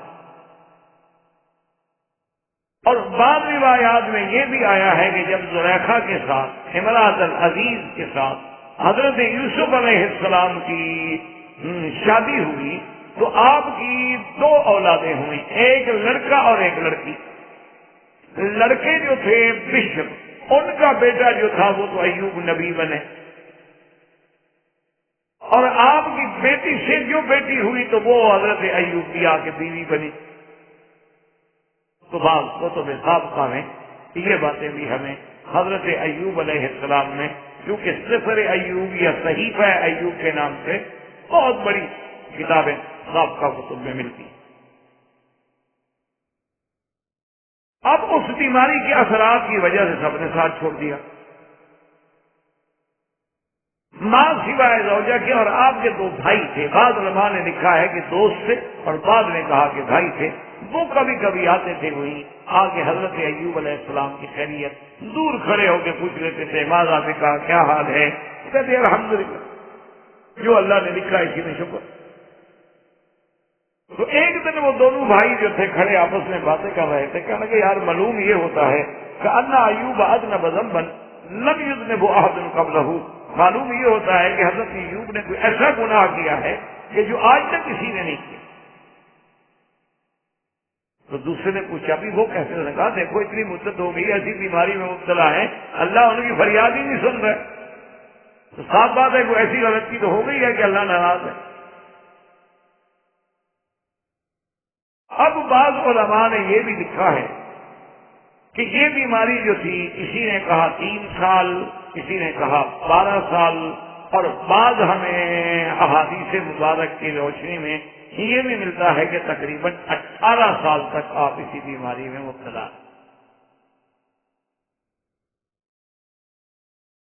اب نتیجہ یہ ہوا کہ کوئی ذریعہ معاشی تو آپ کی بیوی جو تھی وہ جا کر اس شہر میں مزدوری کرتی اور جو کچھ کھانے کے لیے مل جاتا وہ بیچاری کھانا اٹھا کے لے آتی ہیں، اس کو حضرت ایوب علیہ السلام کو بھی پیش کرتی اور آپ بھی کھاتی، اور اسی جھوپڑی میں اللہ تبارک و تعالیٰ کا سب شکر کر کے سو جاتی۔ تو اب سنا کہ شیطان نے پھر لوگوں کے دلوں میں وسوسہ ڈالا، انہوں نے کہا یہ تو تم نے اچھا کیا کہ آپ کو حضرت ایوب علیہ السلام کو شہر سے دور کر دیا، لیکن ایوب علیہ السلام کی بیوی جو ان کے ساتھ رہتی ہے، رات کو وہیں رہتی ہے، 24 گھنٹے ہوئی رہتی ہے، وہ تو آتی ہے آپ لوگوں کے شہر میں آ کے کام کرتی ہے، اسی سے بھی بیماری پھیل سکتی، تو ان کی بیوی کو بھی روک دو کہ وہ نہ۔ تو اب مختلف گھر والوں نے حضرت ایوب علیہ السلام کی بیوی کو بھی منع کر دیا جی آپ ہمارے گھر میں نہ آئیں، ہمیں ہم سے کیا ہے بیماری پھیلنے کا. اس نے منع کیا، پھر اس نے منع کیا، پھر اس نے منع کیا، پھر اکثر نے منع کرنا شروع کر دیا. جو بات چل نکلے تو پھر چل نکلتی ہے. حتیٰ کہ یہ بھی کتب سابقہ میں موجود ہے کہ ایک دن یزیدی نے دیکھا کہ اب تو کوئی ذریعہ نہیں ہے کھانے کا، تو انہوں نے ایک لڑکی سے بات کی. کہا بی بی تمہارے بال بہت چھوٹے ہیں. تو کہا بیماری کی وجہ سے میرے بال چھوٹے ہیں. کہا کہ اگر تمہیں بال لمبے لا کے دے دوں، ان کو اپنے بالوں کے ساتھ جوڑ دو تو تم مجھے اس کا کچھ معاوضہ دو گی. انہوں نے کہا ہاں بال تو تمہارے بہت بڑے ہیں، اگر تم اپنے دے دو تو پھر میں معاوضہ دے دوں گی. تو بی بی صاحبہ نے اپنے آدھے بال کاٹ دیے اور وہاں سے جو کچھ ملا پھر حضرت ایوب علیہ السلام کی خدمت میں تھے. اب دو روایات ہیں. ایک روایت تو یہ ہے کہ آپ کے بدن مبارک میں وہ جو آہستہ آہستہ خارش بڑی یا چتری یا چیچک بڑی تو اس میں بعض کیڑے بھی پیدا ہوئے. اب ان میں سے ایک آپ کی زبان کی طرف جب آیا تو حضرت ایوب رو پڑے. انہوں نے کہا کہ یا اللہ، میں جس تکلیف میں بھی تھا کم از کم میری زبان اور دل اور آنکھیں اور دماغ تو کام کر رہا تھا، آپ کا نام تو لے رہا. اب اگر میری زبان بھی مجروح ہو گئی تو میں تو آپ کے نام سے بھی رک گیا. اور بعض علماء فرماتے ہیں کہ نہیں، جب ان دو بھائیوں نے اعتراض کیا تو ایوب علیہ السلام اللہ کے آگے سجدے کیا. اور اسی اثناء میں ایک دن آپ کی بیوی جا رہی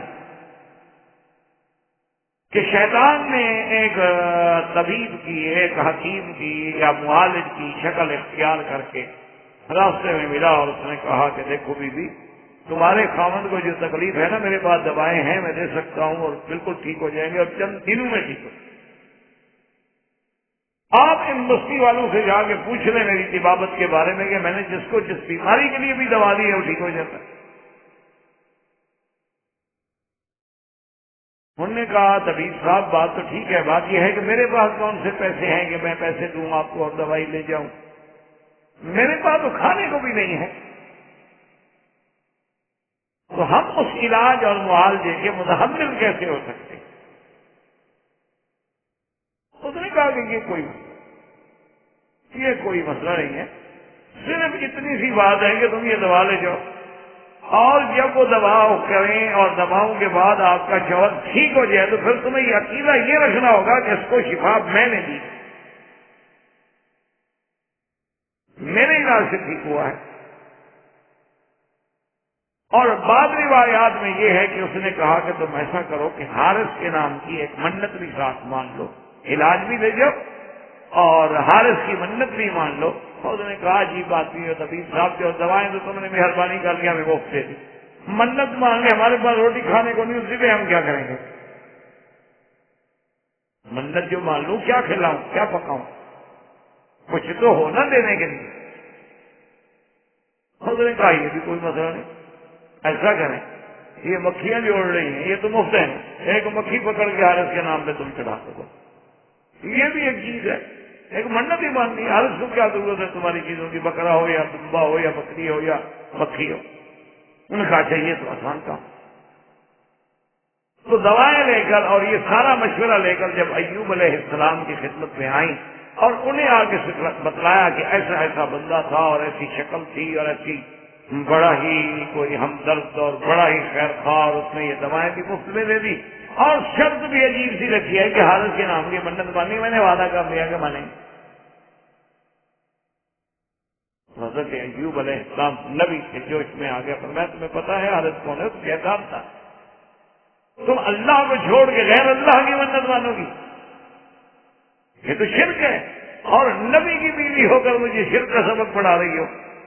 لو آفانی اللہ، اگر اللہ نے مجھے صحت دی تو میں تمہاری پشت پہ 100 کوڑا تھا. تو بہرحال ان تمام واقعات کے بعد ویسے تو حضرت ایوب علیہ السلام ہر وقت ہی اللہ سے معافی مانگتے تھے، لیکن پھر طبیعت میں ایسا غم آیا، تضرع آئی، زاری آئی کہ آپ فوراً سجدے میں گرے اور نے کہا یا اللہ مار فورا، یا اللہ اب تو میں سجدے سے سر اٹھاؤں گا نہیں حتی یکشف بی غمن، جب تک کہ آپ میری یہ بیماری اب دور نہ فرما دیں۔ اب اس مقام پہ آ گیا کہ میرے گھر کے اندر بھی شیطان وساوس ڈال کے میری بیوی کو بھی شرک پر اکساتا ہے۔ تو اب حضرت ایوب علیہ السلام نے اللہ کے دربار میں رونا شروع کی، اور یہ قاعدہ ہے کہ جب یہ تو ٹھیک ہے کہ ہر چیز کا ایک وقت مقرر ہے، لیکن جب آدمی دل سے اللہ کے آگے روتا ہے اور رحمت کی گھڑی بھی نصیب ہو جائے تو پھر دیر نہیں لگتی مشکلات حل۔ اسی لیے حضرت مالک بن دینار رحمت اللہ علیہ فرماتے تھے کہ بھائی میری تو دعا جو منظور ہو جاتی ہے اس کا بھی مجھے پتہ لگ جاتا ہے، اور جو منظور نہیں ہوتی اس کا بھی پتہ لگ جاتا ہے۔ تو ساتھیوں نے پوچھا کہ کیسے آپ کو پتہ لگ جاتا؟ فرمایا جب میں دعا کر رہا ہوں دل میں رکت پیدا ہو جائے، پورے بدن میں خوف اللہ کا غالب آ جائے، کبھی طاری ہو جائے، اور دعا مانگنے میں دل لگے، دل کرے کہ اور مانگے اور مانگے اور لمبا کروں دعا کو، تو آنکھوں سے آنسو بہ رہے ہوں تو میں سمجھ جاتا ہوں کہ مولا راضی ہو گیا، میری دعا منظور ہو۔ اور اگر میں دعا مانگ رہا ہوں ان قلب لاہن، غافل دل کے ساتھ کہ دعا تو کچھ مانگ رہا ہوں، دل میں خیالات کدھر جا رہے ہیں، اور دعا میں کچھ کہہ رہا ہوں اور تصور کدھر جا رہا ہے، جیسے کہ کسی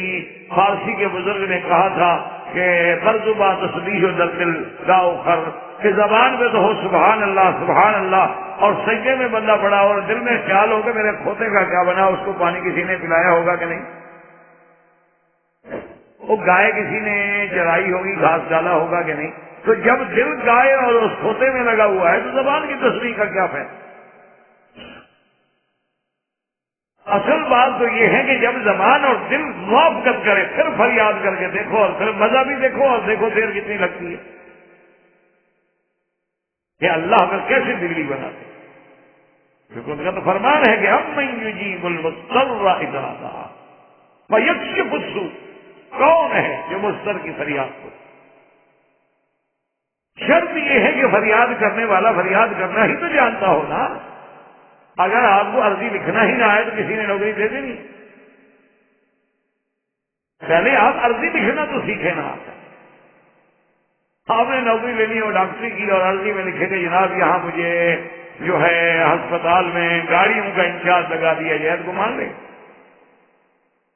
گے جی بات یہ ڈگری اس کے بعد ڈاکٹر کی ہے، کام مانگتا ہے ورکشاپ کا، اس کا مطلب ہے اس کا اپنا دماغ کام نہیں کر رہا، علاج کیا کرے گا؟ تو اسی لیے اللہ سے بھی مانگنے کے کچھ ڈھنگ ہے، اور اللہ سے بھی مانگنے کے لیے ہی وجہ ہوتی ہے کہ علماء اولیاء اللہ کے پاس جا کے یہی تربیت ہوتی ہے، ورنہ وہ سکھاتے تو اللہ سے مانگنا، صرف وہ تربیت ہوتی ہے، بندے کو تھوڑا تربیت دیتے ہیں، مقام احسان تک تزکیہ ہوتا ہے کہ اس کا جیسے کہ حضرت لاہوری رحمۃ اللہ علیہ فرمایا کرتے تھے کہ بھائی اگر آج بھی عبادت میں لذت دیکھنی ہے، اثر دیکھنا ہے، قرآن پاک کے اندر وہ حلاوت محسوس کرنی ہے تو آ جاؤ فقیر کے پاس، آ جاؤ میرے پاس، لیکن شرط یہ ہے کہ میرے پاس رہو، کپڑا بھی وہ پہنو جو لنگر سے ملے گا، کھانا بھی وہ حلال کا کھاؤ جو لنگر سے ملے گا، اور میں جو کہوں وہ بھی کرو، اس کے بعد دیکھو کہ عبادت میں لذت ہے کہ نہیں۔ لباس ہمارا حرام کا ہوتا ہے، کھانا اندر حرام کا پڑا ہوا ہے، ہم کتنی جناب فصاحت و بلاغت سے سبحان ربی الاعلی کہیں گے تو کیا ہو جائے گا؟ ایوب علیہ السلام جب روئے اللہ نے حکم دیا، اللہ نے فرمایا ایوب ہم راضی ہو گئے، آپ اٹھیں ایسا کریں گے جہاں بیٹھے ہو نا بس اسی جگہ پاؤں مارو، یہی چشمہ نکلے گا، اسی چشمے سے غسل بھی کر لیں اور اسی چشمے سے آپ کا ٹی وی نے آپ کی سب بیماریوں کا ازالہ۔ میں کہا جی بہت ہے۔ اب ایوب علیہ السلام نے جب زمین پہ پاؤں مارا تو فوراً چشمہ زمین سے نکلا، تو آپ نے غسل کیا، غسل کے بعد جناب اسی چشمے سے پانی پیا، اور اللہ تبارک و تعالیٰ نے فرشتے کے ذریعے جنت کا لباس بھیجا، ایوب علیہ السلام اس لباس پہن کے اور اس آپ کی شکل مبارک جو پہلی تھی اصلی لوٹ آئی، اور پھر اضافہ جمال بھی ہوا۔ تھوڑی دیر کے بعد جب بیوی آئی تو اس نے دیکھا کہ جھوپڑی خالی ہے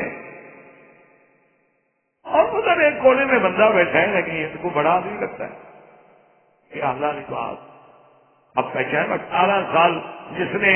یعنی اس سما انسان دیکھا ہو بیماریوں کا ایک کمزور سا بنا ہوا ہیکل، اب اس کو پھر وہ اس شکل میں بیوی پہچان نہ سکی، حتیٰ کہ کہنے لگی کہ اللہ کے بندے یہاں میرا ایک شوہر تھا ایوب، اس کو دیکھا ہے آپ نے، کوئی جانور تو نہیں اٹھا کے لے گیا غریب کو؟ تو حضرت ایوب علیہ السلام نے فرمایا بیوی سے کہ اچھا تم نے بھی نہیں پہچانا ہے نا ایوب، کیا کہہ رہی ہو؟ تو ایوب ہو؟ اب غور سے دیکھا تو ایوب نے کہا یہ کیسے ہو گیا؟ خود نے کہا بس اللہ تبارک و تعالیٰ کا امتحان تھا، تو جب اللہ تبارک و تعالیٰ نے اس آزمائش کو ختم فرمایا تو اللہ کے آگے کیا دے؟ تو اب ایک بات یاد رکھیں کہ یہ سارے واقعات جو میں نے عرض کیے ہیں یہ سارے کتب متقدمہ سے، کتب سابقہ سے، اسرائیلی روایات سے ہیں، جن کے بارے میں ہم یہ نہیں کہہ سکتے کہ وہ 100% سچے ہیں۔ لا نصدق ولا نکذب، محض معلومات جمع کرنے کے لیے علماء ان کو کتابوں کو لکھ دیتے ہیں کہ لوگوں کو پتہ تو لگ جائے کہ کیا کیا واقعات کیا۔ لیکن راجح قول یہ ہے، یاد رکھو، کہ یہ کہنا کہ حضرت ایوب علیہ السلام کے بدن میں کیڑے پڑ گئے تھے اور ایک کیڑا زبان پہ آ گیا تھا، یہ ایسی باتیں ہیں جو ناقابل اعتماد ہیں اور ناقابل یقین ہیں۔ اللہ اپنے پیغمبروں کو کبھی ایسی بیماریوں میں مبتلا نہیں کرتے جو لوگوں کے اندر باعث ذلت سمجھی جائیں، حقیر سمجھا جائے، اللہ محفوظ ہے۔ لیکن موسیٰ علیہ السلام جو لوگوں نے اعتراض کیا تھا کہ آدر ہے، فبرأہ اللہ مما قالوا، اللہ نے، حالانکہ دیکھیں کتنی بڑی بات ہے کہ اللہ نے اپنے نبی کو بغیر کپڑے کے اور یہاں دشمنوں کے سامنے کھڑا کر دیا تاکہ میرے نبی کے بدن پہ جو اعتراض ہے عیب لگائے، آنکھوں سے دیکھ لیں گے میرے نبی پہ کوئی عیب نہ، اپنے نبی کو بغیر لباس کے، یہ کوئی معمولی بات کرنی تھی۔ اور پھر موسیٰ علیہ السلام جیسا حیی صدیق، یعنی اتنا چھپ چھپ کے زندگی گزارنے والے کہ آپ کو کبھی کسی نے غسل کرتے دیکھا ہی نہیں تھا۔ اس لیے قرآن کہتے ہیں لا تکونوا کالذین آذوا موسیٰ فبرأہ اللہ مما قالوا وکان عند اللہ وجیہا۔ اس لیے علماء کہتے ہیں کہ ایسی بیماریوں کا، جن بیماریوں سے کھن آتی ہو اور لوگ اس شہر سے باہر پھینک دیں اور آپ کو کوڑے پہ اور کرکٹ پہ، کوڑے کرکٹ پہ جا کے رہنا پڑے، یہ ساری باتیں کہتے ہیں کہ شان نبوت کے۔ اور دوسری بات یہ ہے کہ یہ جو روایات میں ہے کہ ابلیس نے آپ کے بچوں کو ہلاک کیا، آپ کی بیوی، اہل، عیال، اموال، مال کو نقصان پہنچایا، اور اس کے بعد پھر حضرت ایوب علیہ السلام کے بدن پر بھی اس کو تصرف دیا گیا، تو کہتے ہیں کہ یہ بات بھی ناقابل اعتماد ہے، کیونکہ قرآن نے خود فیصلہ کر دیا ان عبادی لیس لک علیہم سلطان۔ اللہ نے فرما دیا بدبخت میرے بندوں پہ تیرا کوئی زور نہیں چل سکتا۔ تو اللہ کے نبیوں سے بڑا اللہ کا بندہ کون ہوگا؟ تو لہذا یہ کہہ دینا جو ہے کہ ابلیس کے تصرف سے یہ بیماری آئی تھی، یہ بات بھی غلط ہے۔ اور اب آپ قرآن الفاظ کے الفاظ پہ غور کریں، اصل بات کیا ہے، لوگوں کو دھوکہ کیوں لگا کہ قرآن میں ایک لفظ جو آیا تھا وَاذْكُرْ عَبْدَنَا أَيُّوبَ إِذْ نَادَىٰ رَبَّهُ أَنِّي مَسَّنِيَ الشَّيْطَانُ بِنُصْبٍ وَعَذَابٍ۔ اللہ فرماتے ہیں یاد کریں میرے بندے کا واقعہ، میرا بندہ عبدنا، میرا بندہ ایوب، کہ جب اس نے پکارا اپنے رب کو، اپنے اللہ کو فریاد کی کہ میرا اللہ مجھے شیطان کی وجہ سے تکلیف اور عذاب پہنچائے، اس لیے لفظ آ گیا کہ مسنی الشیطان، مجھے شیطان نے بھی نصب و عذاب۔ تو ان علماء نے حیران ہو کے پھر ان اسرائیلی روایات پر بھروسہ کر دیا کہ بھی شیطان نے ہی آپ کو تکلیف پہنچائی ہے، درد پہنچایا، پریشانی پہنچائی۔ حالانکہ یہ بات نہیں، ہمیشہ قاعدہ ہے، اصول یہ ہوتا ہے کہ جب خیر کی بات ہو تو آدمی اللہ کی طرف نسبت کرتا ہے، اور شر کی بات ہو تو آدمی شیطان کی طرف نسبت کرتا ہے، ورنہ تو حقیقت ہر چیز کو پیدا کرنے والا کون؟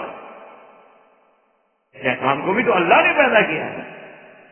اب اسی طرح دیکھیں کہ خنزیر کو بھی اللہ نے پیدا کیا ہے، کتوں کو بھی اللہ نے پیدا کیا ہے، لیکن طریقہ ادب یہ ہوتا ہے. اب یہ تو نہیں کہیں گے کہ یا خالق الخنازیر و یا خالق الکلاب، کتوں کے پیدا کرنے والے وہ، خنزیر کے پیدا کرنے والا وہ، یہ بھی ادبی ہے، کچھ نہیں. لیکن آپ کہیں گے یا خالق الخلق، مخلوق کو پیدا کرنے والے، مخلوق میں تو سب آ گئے. یا خالق السماوات والارض، اور یہی وہ ادب ہے جو سیدنا ابراہیم علیہ السلام نے ہمیں قرآن میں سکھایا کہ جب ان سے پوچھا گیا کہ آپ کا خدا کون ہے، فرمایا جو مجھے کھلاتا ہے، جو مجھے پلاتا ہے، جو مجھے ہدایت دیتا ہے. وَإِذَا مَرِضْتُ فَهُوَ يَشْفِينِ، اور جب میں بیمار ہوتا ہوں تو مجھے شفا دیتا ہے. یہ نہیں کہا حالانکہ کھلاتا ہے، پلاتا ہے، سلاتا ہے، اٹھاتا ہے، تو فرمانا تو یہ چاہیے تھا کہ جب بیماری دیتا ہے پھر شفا بھی دیتا ہے. لیکن کہا نہیں، بیمار تو میں ہوتا ہوں، شفا وہ دیتا ہے. یعنی بیماری کی نسبت تو اپنے نفس کی طرف کی، اور شفا کی نسبت جو ہے وہ اللہ کی طرف کی. کہ مقام ادب کا تقاضا یہی تھا کہ آدمی جب بھی کوئی شر کی بات ہو وہ شیطان کی طرف نسبت کی جائے گی، اور خیر کی بات ہوگی تو اللہ کی طرف نسبت کی جائے گی. تو اب پیغمبروں نے تو یہی بات کہنی ہے کہ ان سے اگر چھوٹی سی ترک اولا بھی ہو جائے تو امتحان آ جاتا. صحیح روایات اصل میں یہ ہے کہ ایک دن ایوب علیہ السلام اپنے اہل و عیال میں بیٹھے تھے، کوئی دعوت تھی، کوئی کھانے کا وقت تھا. آپ اس میں اتنے محو ہو گئے، حالانکہ کوئی ناجائز بات نہیں کہ بندہ اپنی بیوی سے، بچوں سے، اہل و عیال کے ساتھ بیٹھ کے باتیں کرے، لیکن اتنی یعنی اس میں آپ کھو گئے کہ اللہ سے وہ جو ایک سلسلہ تھا ذکر کا وہ منقطع.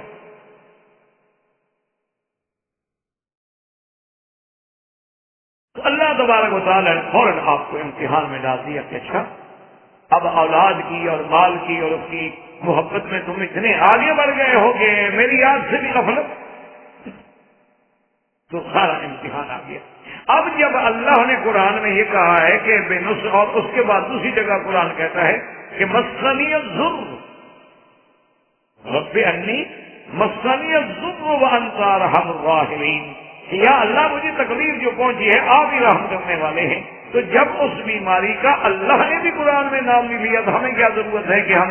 بلا وجہ تحقیق کر کے ایسی ایسی چیزوں کو اللہ کے نبی کی طرف نسبت کر دیں جو اللہ کے نبی کی شان کے برابر بھی نہ ہوں. اس لیے اصول یہ ہے، راجع بات کیا ہے کہ بالکل آدمی یہ عقیدہ رکھے کہ ہاں آپ کو تکلیف پہنچی، آپ کو بہت ہی کوئی شدید تکلیف میں مبتلا ہونا پڑا، آپ کے بیوی، بچے، اہل، عیال، مال، اولاد سب فنا ہو گئے، اور آپ کے جسم مبارک میں بھی کوئی تکلیف کا دور گزرا، لیکن وہ تکلیف کیا تھی؟ جب اللہ پاک نے بیان ہی نہیں کی تو ہم بلا وجہ کیوں ایسا لفظ زبان سے نکالیں کہ نبی کے مقام میں یا شان میں کوتاہی کا ذریعہ بن جائے. اب اللہ تبارک و تعالیٰ فرماتے ہیں کہ جب ہم راضی ہوئے تو پھر علاج کیا کیا؟ ان کو تیرے جن کا ہاذا مغتسل بارد وشراب. اللہ نے فرمایا کہ میرے ایوب، میرے پیغمبر، آپ جہاں بیٹھے ہیں یہیں اپنے پاؤں کو مارے، اور یہاں سے جو پانی نکلے گا وہی آپ کے غسل کے لیے ہے، وہی علاج ہے. اس کا معنی ہے کہ آپ کے جسد مبارک کو تو کوئی بیماری تھی، اور پینے تو آپ کے اندر کا بھی وہی علاج ہوگا. تو حضرت ایوب علیہ السلام نے جب چشمے پاؤں مارا تو چشمہ نکلا. اچھا اب دیکھیں بعض ہمارے جو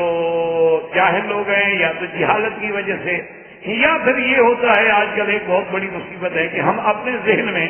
اسلام کا ایک خود تصور بنا لیتے ہیں، اور اس کے مطابق پھر ہم قرآن کو اور روایات کو بدلتے ہیں، جس کا اقبال نے بھی رونا رویا تھا کہ خود کو بدلتے نہیں، قرآن کو بدلتے. چاہیے تو یہ تھا کہ ہم قرآن کی طرف بدلتے نہیں، بلکہ ہم کہتے نہیں قرآن میں یہ جو بات آئی ہے نا جی، یہ کوئی مولویوں کو سمجھ ہی نہیں آئی جی، اور قرآن کی تو بڑی بڑی بات ہے جی. تو قرآن کے تراجم کو بدل دیتے، معانی کو بدل دیتے، اور اس کے تابع ہونے کے بجائے. تو اس لیے یہ بعض لوگوں نے اس کا بھی ترجمہ پتہ ہے کیا کیا؟ وہ کہتے ہیں دیکھو جی یہ جو لوگ ہمیں کہتے ہیں نا کہ رقص نہ کرو اور فقیروں پہ اور بزرگوں کے مزارات میں دھمال نہ کھیلو، یہ بجر میں نہ آؤ، یہ دیکھو جی ایوب علیہ السلام کو بھی تو حکم ہے نا زمین پہ پاؤں مارو، یا ناچنا بھی تو پاؤں مارنا ہوتا ہے.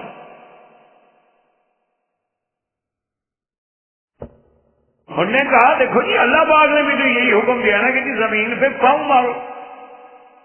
اور دیکھیں حضرت آقا انعامدار صلی اللہ علیہ وسلم جب جبل احد پہ کھڑے تھے تو وہ جبل احد ناچنے لگ گیا اور پھر حضور نے پاؤں مارا. تو ایسی چیزیں اکٹھی کر کے نعوذ باللہ ثم نعوذ باللہ جاہلوں کو اللہ کے قرآن سے تبدیل کر کے اپنے بدعات کی طرف لے جانا چاہتے ہیں. پہلے یہ بھی نہیں سوچتے کہ چلو جی ہم آپ کے مولوی کو یا آپ کے ملنگ کو پاؤں مارنے کی اجازت دے دیتے ہیں، پہلے 18 سال بیماری بھگتے اس کے بعد پاؤں مارے، اور پھر پاؤں مار کے کچھ چشمہ بھی تو نکال کے ہمیں دکھائے. یہ تو نہ ہو کہ اپنا پاؤں ٹوٹ گیا پاگل کا. یہ کون سا ہوا کہ وہ دھمال تو نکالے ایوب علیہ السلام کے عمل سے، اور پھر ایوب علیہ السلام کے لیے اللہ نے جو چشمے جاری کیے وہ جاری نہ ہوں. اس لیے ہمیشہ اللہ کے قرآن کو بدلانا چاہے اللہ پاک کے حکم. اور آگے اللہ فرماتے ہیں وَوَهَبْنَا لَهُ أَهْلَهُ وَمِثْلَهُمْ مَعَهُمْ رَحْمَةً مِنَّا وَذِكْرَىٰ لِأُولِي الْأَلْبَابِ. اللہ نے فرمایا کہ پھر ہم نے آپ کا اہل بھی اور وَمِثْلَهُمْ مَعَهُمْ جتنے بچے تھے اتنی ہم نے اور بھی عطا کر دی حضرت ایوب علیہ السلام کو. مثلا 4 بیٹے تھے، اللہ نے 4 کے 8 دے. اچھا وہ جو بیٹے بہت ہو ان کو بھی زندہ کر دیا، بیوی بچوں کو بھی زندہ کر دیا، ان سے اور بھی اولادیں بڑھا دی، مال بھی بڑھا دیا، اولاد بھی بڑھا دی، ہر چیزیں دے دی. اور میں اپنی میری رحمت ہے اور یہ ان لوگوں کے لیے سبب ہے، سبق ہے جو عقل رکھتے ہیں. شرط یہ ہے کہ اولی الالباب. اب جب حضرت ایوب علیہ السلام اپنے اقتدار پہ آ گئے، ہر چیز اللہ نے عطا فرما دی، تو اب آپ نے بیوی سے بلایا کہ میں نے قسم کھائی تھی کہ میں تمہیں ماروں گا، میں نبی ہوں، اپنی زبان سے کیسے پھر سکتا ہوں؟ تو بیوی نے کہا کہ بالکل حاضر.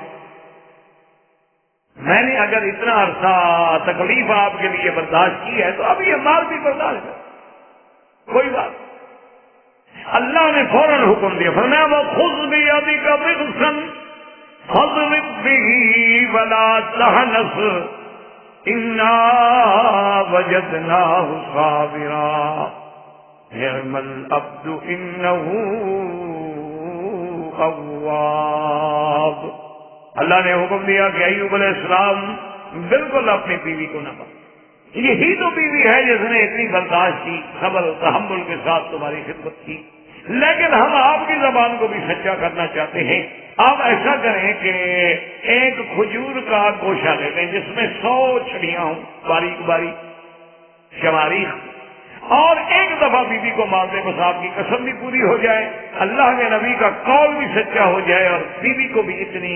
اذیت نہ پہنچے کہ 100 کوڑا مارا جائے. اس نے بہت بڑی محنت اور مشقت برداشت کی ہے، اور اللہ نے فرمایا کہ میرا بندہ ایوب بھی کیسا بندہ تھا کہ ہر بات میں میری طرف لوٹنے والا، جو ہم نے حکم دیا اس کی تعمیل.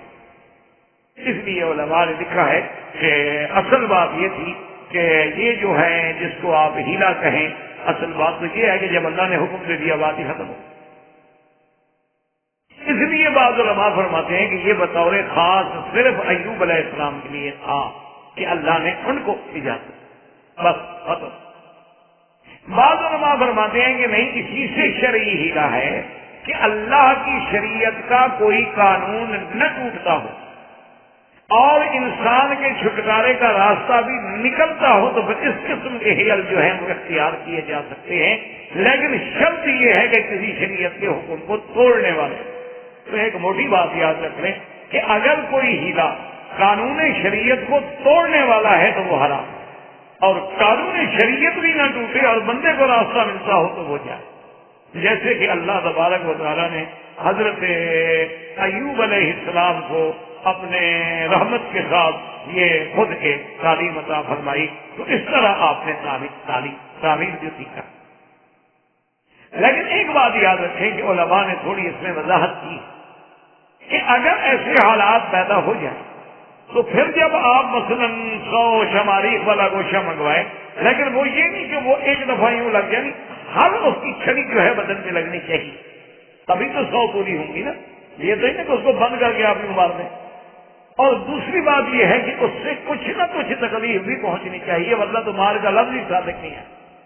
یعنی تو کوڑے کی بات تو الگ ہے نا، لیکن یہ نہیں کہ وہ بالکل نہ لگے. اگر آپ ایسے مانیں گے تو پھر قسم پوری نہیں ہو. بہرحال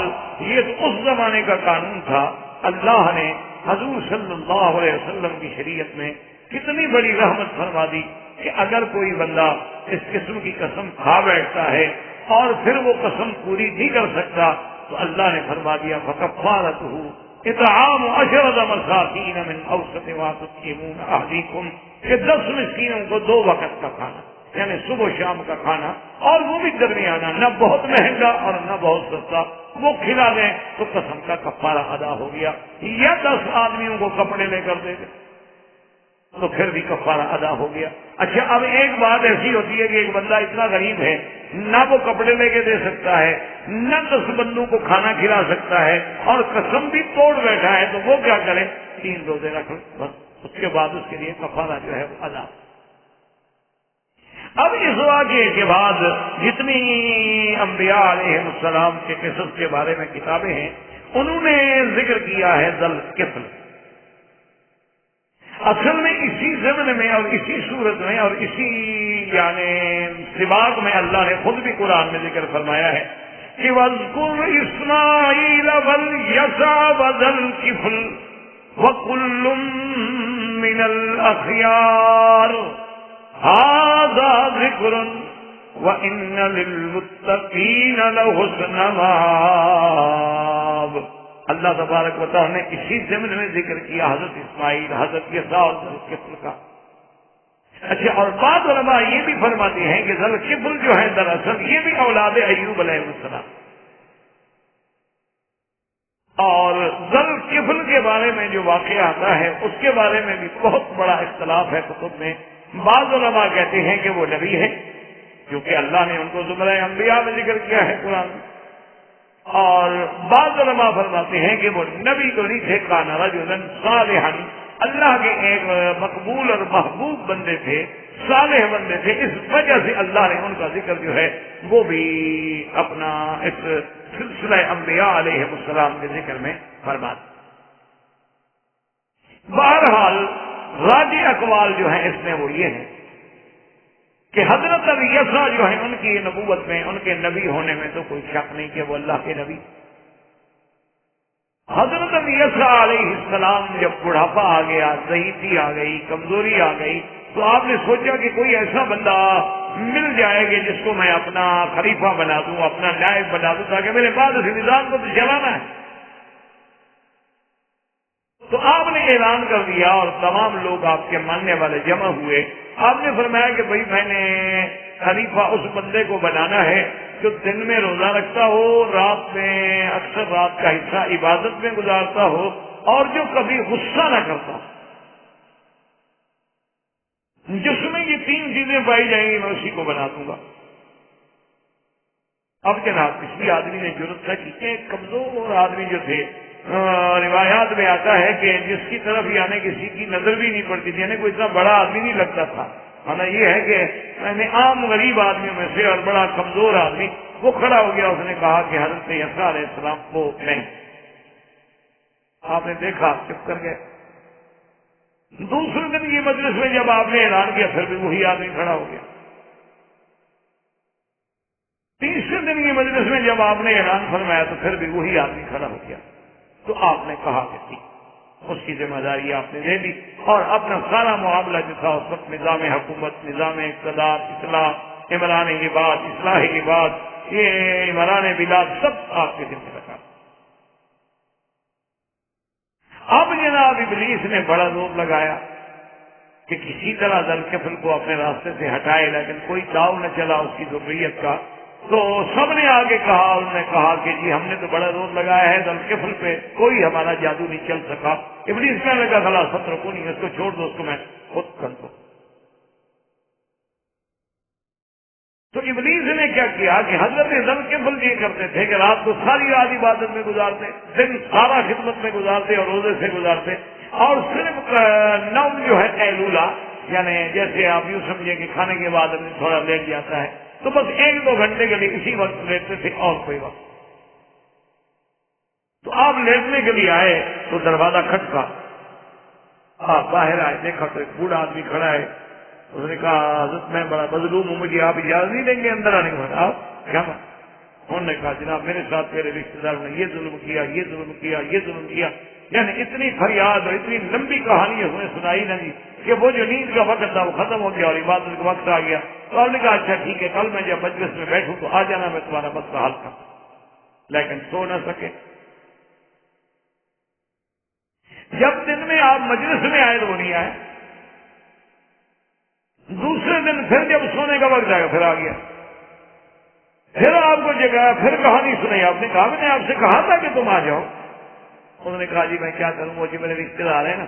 جب آپ کے بیٹھنے کا وقت ہوتا ہے میرے پاس آ جاتے ہیں، جی ہم آپ کا ساری حق رسی کرتے ہیں، آپ کو سب دیتے ہیں، اور جب آپ کی مجلس کا ٹائم ختم ہونے میں کہتے ہیں بھاگ جاؤ، جو کچھ کرنا ہے کرو. تو ان دھوکے میں آ گیا، اس لیے میں نہیں آ سکا. اچھا بھی کل آ جائے، وہ کل بھی نہیں آیا. تیسرے دن جب آپ 2 دن متواتر نہ نیند رات کی ہے نہ دن کی ہے، تیسرے دن جب آپ رات کو آپ اسی وقت میں سونے کے لیے آئے تو آپ نے ملازمین سے کہہ دیا کہ آج تو کوئی آدمی ہے اس کو نہ چھوڑے، چونکہ میں 2 دن سے نہیں سو سکا، آج میں سونا چاہتا ہوں. نے کہا جی ٹھیک ہے. تو آپ جا کے تھوڑا سا لیٹے، ابھی آنکھ لگنے والی تھی تو دیکھا کہ آواز دروازہ کھٹک رہا ہے. ہم نے کہا ٹھیک بات ہے، ملازمین کو سمجھا کے آئے ہوں یہ کیسے لوگ ہیں. دیکھا کہ دروازہ بند ہے اور اندر سے کھڑا ہوا کھٹکھٹا رہا ہے. آپ نے کہا ابلیس ہو تو اس نے کہا ہاں میں تو ابلیس ہوں، اس میں کوئی شک نہیں. اب آپ نے پہچان بھی لیا ہے تو میں تو یہ کر رہا تھا کہ آپ کو دیکھوں غصہ کیسے آتا ہے، تاکہ ایک دفعہ آپ کو غصہ آ جائے تو وہ آپ کا جو عہد تھا حضرت عیسیٰ کے ساتھ وہ ٹوٹ جائے. آپ نے فرمایا الحمدللہ اللہ نے مجھے توفیق دی کہ غصہ نہیں آیا تو ابلیس ناکام ہو گیا. تو اس لیے آپ کا لقب پڑ گیا ذل کفل، کہ جس نے جو وعدہ کیا تکفل ابھی اس کو پورا کیا اور قائم رہے اور اس نے کسی قسم کی خطا نہیں فرمائی. تو آپ کا لقب جو تھا کفل آ گیا. اور اسی طرح ایک حدیث میں واقعہ آتا ہے، وہاں بھی لفظ ہے کفل. وہ واقعہ یوں ہے حدیث مبارک میں کہ حضور صلی اللہ علیہ وسلم نے فرمایا کہ ایک شخص تھا جس کا نام تھا کفل، اور وہ بنو اسرائیل کے زمانے میں تھا، اور وہ ایسا آدمی تھا اللہ معاف کرے کہ کوئی گناہ کا کام ایسا نہیں اس نے نہ کیا. حتیٰ کہ اس نے ایک لڑکی کو 60 دینار پہ راضی کیا. اس لڑکی کو اپنے خلوت کدے میں بلا لیا اور لباس اتار کے جب نعوذ باللہ برائی کے لیے بیٹھا تو لڑکی جو تھی کانپتی اور روتی اور اس کا تو بدن ایسے تھر تھر کانپنے لگ گیا اور رونے لگے. انہوں نے کہا کیا بات، میں نے کوئی تم پر جبر تو نہیں کیا، پکڑ کے تو نہیں لے آیا ہوں، میں نے تمہیں 60 دینار میں بات کی ہے، تم راضی ہو کہ خود آئی ہو، تو اب کس بات سے کب کب آ رہی ہو اور رو رہی ہو اور ڈر رہی ہو. انہوں نے کہا بات یہ ہے کہ میں نے کبھی یہ گناہ نہیں کیا، لیکن میرے خاندان کو فاقے تھے، ان کو فاقوں سے بچانے کے لیے میں نے اپنی عزت کا 60 دینار میں سودا کیا ہے، لیکن میرا خدا جانتا ہے میں نے کبھی زندگی میں گناہ نہیں کیا. تو اس گناہ کے خوف سے میں کام گئی، فوراً کھڑے ہو گئے، کپڑے پہن لیے، کہا اچھا وہ 60 دینار بھی تمہارا ہے، تم جاؤ اور میں آج کے بعد، اور ایک میرا بھی وعدہ ہے کہ آج کے بعد کفل کبھی گناہ نہیں کرتا. تو اس نے بھی گناہ نہ کیا اور خدا کی شان اسی رات موت آ گئی. صبح جب اٹھے تو دروازے پہ لکھا ہوا تھا غفر اللہ للکفل، اللہ نے کفل کی مغفرت کر، یعنی لکھا ہوا بگڑ گیا. لیکن یاد رکھیں یہ ذل کفل ہے، وہ کفل ہے، وہ بندہ اور تھا اور یہ بندہ جو ہے یہ اور ہیں. البتہ ان کے نبی اور صالح ہونے میں اختلاف ضرور ہے، لیکن قرآن پاک نے ان کا ذکر جو ہے جیسے میں نے ابھی آپ کے سامنے آیت پڑھی تھی وَاذْكُرْ إِسْمَاعِيلَ وَالْيَسَعَ وَذَا الْكِفْلِ وَكُلٌّ مِّنَ الْأَخْيَارِ. تو حضرت اسماعیل بھی نبی ہے، حضرت یسع بھی نبی ہے، اور اسی ضمن میں اللہ تبارک و تعالی نے ذوالکفل کا بھی ذکر فرمایا ہے. اس لیے اکثر مفسرین کرام رحمت اللہ علیہم اجمعین اسی طرف گئے ہیں کہ وہ بھی نبی تھے علیہم الصلاۃ والتسلیم. وآخر دعوانا ان الحمد للہ رب العالمین. احباب کرام، اس کے بعد اب آپ اس مبارک سلسلے کی CD نمبر 17 سماعت فرمائیں.